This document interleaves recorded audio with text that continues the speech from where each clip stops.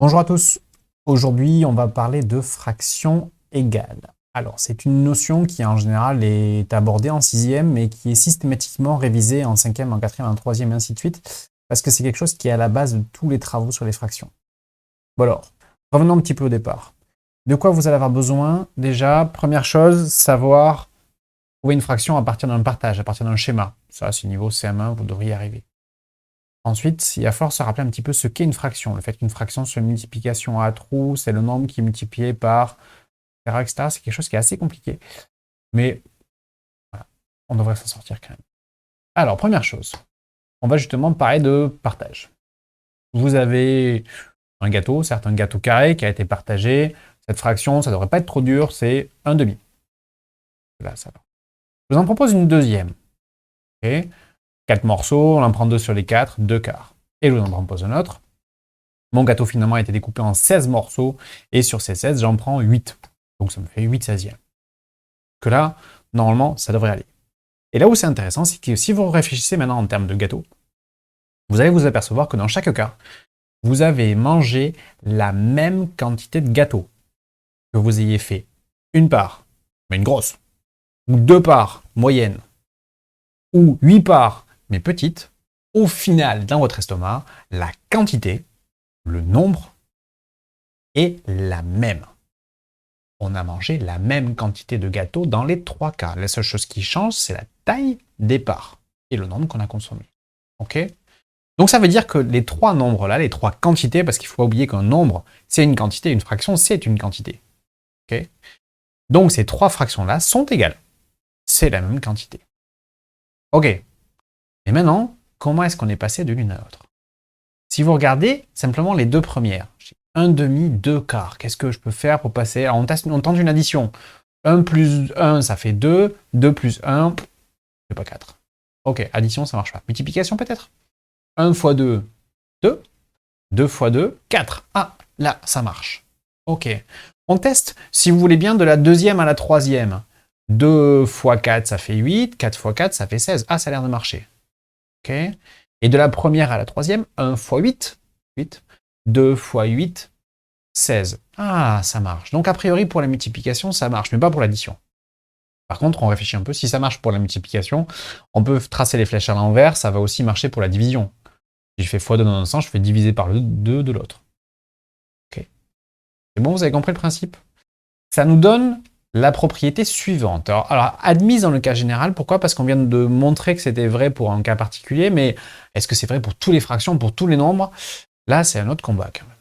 Alors, on ne change pas une fraction lorsque l'on multiplie ou divise son numérateur et son dénominateur par un même nombre différent de 0.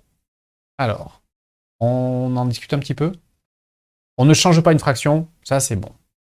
Lorsque l'on multiplie ou divise, on vient de le dire à l'instant, multiplication ça marche, division c'est pareil, c'est dans l'autre sens. Par contre, addition et donc soustraction, strictement interdit. Attention, c'est super important, que multiplication ou division.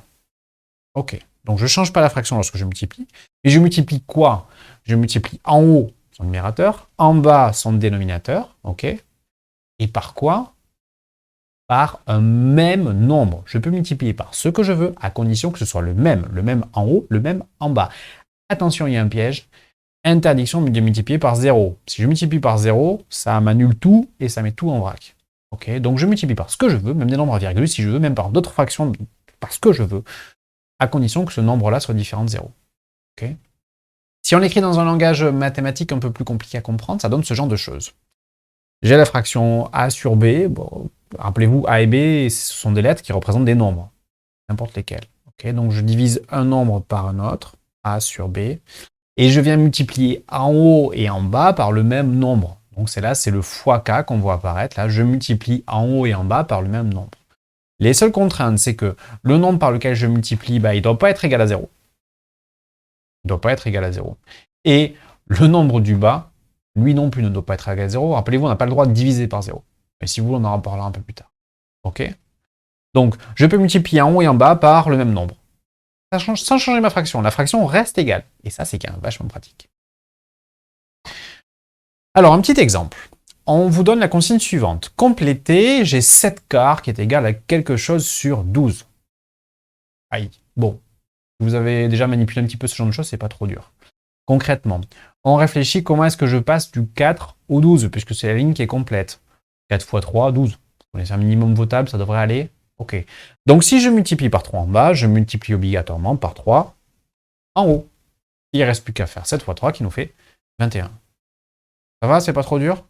Tracez-les les flèches. Hein.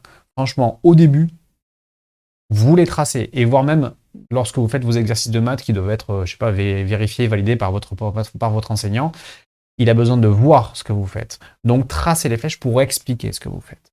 Okay. Rappelez-vous, vous pouvez faire des multiplications, mais aussi des divisions. Un peu de pratique. Je vous en donne 3 à faire. Donc, vous m'attrapez une feuille, un crayon, et puis au boulot. Et vous mettez la vidéo en pause et on se retrouve dans 2 minutes.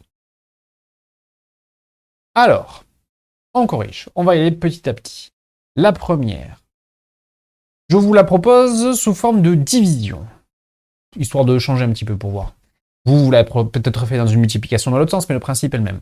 24 divisé par 3, ça fait 8. 3 fois 8, 24. Donc 9 divisé par 3, ben, ça fait 3. Ok, vous y êtes. La deuxième. J'ai 14 et 2. Ok. 2 fois 7, 14. Donc en haut, je fais 7 fois 5. Les flèches vont vers la gauche. C'est pas grave, on s'en fiche. 7 fois 5, du coup, 35. Marche. Et la petite dernière.